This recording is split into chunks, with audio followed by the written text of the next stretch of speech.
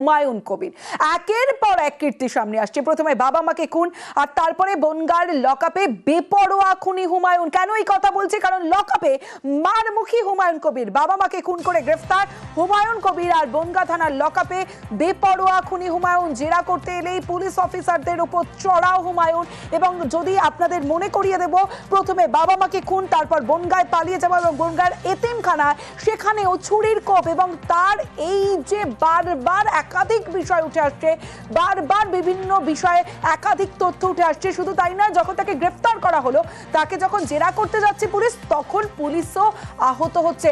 লকআপে মারমুখী হুমায়ুন। সরাসরি চলে যাব, শরদিন্দু রয়েছে আমার সঙ্গে, শরদিন্দুর সঙ্গে কথা বলবো। শরদিন্দু, তার মানে এই হুমায়ুন কবির একের পর এক কাণ্ড ঘটিয়ে যাচ্ছে। বাবা মাকে খুন করলো, এতিমখানায় গিয়ে সেখানেও মারধর, জেসিসি ক্যামেরা ফুটেজ আমরা সামনে দেখেছি নিউজ 18 বাংলার দর্শকদের। আরো চাঞ্চল্যকর তথ্য, যখন তাকে গ্রেফতার করা হলো সেখানে লকআপেও বেপরোয়া হুমায়ুন। কি কি জানা যাচ্ছে পুলিশ সূত্রে? দেখো, বুধবার রাত থেকে বনগাঁ থানার লকআপে ছিল হুমায়ুন কবির, এবং বারে বারেই তাকে কিন্তু মেজাজ হারাতে দেখা গেছে, ভয়ঙ্কর হয়ে উঠতে দেখা গেছে। যখনই তার পছন্দের প্রশ্ন আসছে না, তখনই কিন্তু সে তদন্তকারী অফিসারদের ওপর হামলা চালাচ্ছে। দেখা গেছে যে সে সিসি ক্যামেরা ভেঙে দিয়েছে, সিসিটিভি ক্যামেরা ঘুষি মেরে ভেঙে দিয়েছে, এবং তদন্তকারী পুলিশ অফিসারের দিকে রুটি তরকারি ছুঁড়ে মেরেছে। শুধু তাই নয়, লাথি মেরেছে তদন্তকারী অফিসারদের, এবং তাতে এক পুলিশ অফিসার তিনি পায়ে চোট পেয়েছেন, এবং তারপর মুখে ঘুষি পর্যন্ত মেরেছে, তাতে তার একজনের চশমা পর্যন্ত ভেঙে গিয়েছে।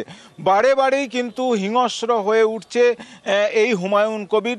স্বাভাবিকভাবেই তাকে নিয়ে কিন্তু যথেষ্টই চিন্তিত পুলিশ প্রশাসন, কারণ এরপরে মেমারি থানার পুলিশ তাকে হেফাজতে নেবে, এবং তাকে এই যে মেমারিতে বাবা মাকে খুনের ঘটনায় বিস্তারিত জিজ্ঞাসাবাদ করা হবে, এবং সেই সময় সে কি আচরণ করবে তা নিয়ে কিন্তু একটা চিন্তা পুলিশের মধ্যে রয়েছে। সে কারণে তাকে বিশেষ নজরদারির মধ্যে যেমন রাখা হবে, তেমনি তাকে খুবই তৎপরতার সঙ্গে, সাবধানের সঙ্গে তার সঙ্গে তাকে জেরা করা হবে, এমনটাই আমরা জেলা পুলিশ সূত্রে জানতে পারছি। কারণ তার যে আচরণ, ইতিমধ্যেই তাকে চিকিৎসকদের পরামর্শ নেওয়া হয়েছে, চিকিৎসকরা তাকে দেখেছেন, এমনিতে তাকে কিন্তু স্বাভাবিক বলেই মনে করা হচ্ছে। যদিও এই ঘটনা 3 দিন পরও কিন্তু তাকে ভেঙে পড়তে দেখা যায়নি বাবা মাকে খুন করার পরও, কিন্তু বারবার যে সেই হিংস্র হয়ে উঠছে, ভয়ঙ্কর হয়ে উঠেছে, তার প্রমাণ কিন্তু মিলেছে পুলিশ সূত্রে।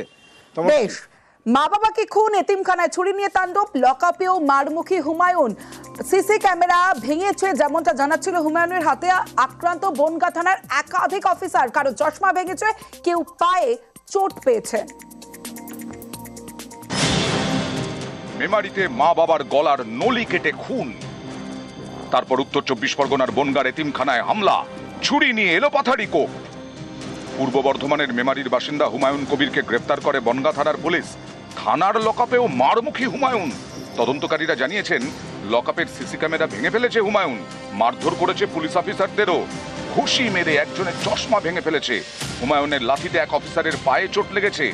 লকআপে মারমুখী হুমায়ুনের তাণ্ডবে জখম হয়েছেন আরো এক পুলিশ অফিসার। গ্রেপ্তারের রাতেই এক অফিসারের গায়ে রুটি তরকারি ছোড়ে হুমায়ুন। পুলিশের দাবি, লকআপে মাঝে মধ্যেই হিংস্র হয়ে উঠছে হুমায়ুন। জেরার সময় কোনো অফিসারকে অপছন্দ হলেই মারমুখী হয়ে উঠছে।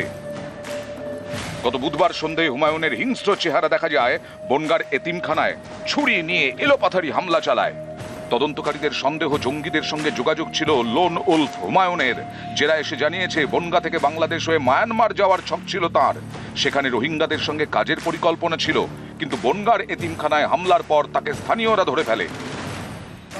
মা বাবার গলা কেটে এসছি, জানিস, মা বাবা গরিবকে দেখতে পেত না বলে, গরিব বলতে কাজের লোক সেজন্য আমি মেরে এসছি। তদন্তকারীদের দাবি, শুধু বাবাকেই খুনের ছক ছিল হুমায়ুনের। মঙ্গলবার রাত 2:30 নাগাদ ঘুমন্ত মা বাবার কাছে যায়। ঘরে ঢোকার শব্দে মায়ের ঘুম ভেঙে যায়। ছুরি হাতে দেখে ফেলায় মাকেও খুন করে হুমায়ুন। বুধবার সকালে বাড়ির সামনে রাস্তা থেকে এই দম্পতির দেহ উদ্ধার হয়। তদন্তকারীদের প্রশ্ন, ঘর থেকে মৃতদেহ টেনে বাইরে আনলো হুমায়ুন? বাড়ির সামনে পুকুরে দেহগুলি ফেলার ছক কষেছিল? উত্তর খুঁজছেন তদন্তকারীরা। শরদিন্দু ঘোষ, নিউজ 18 বাংলা।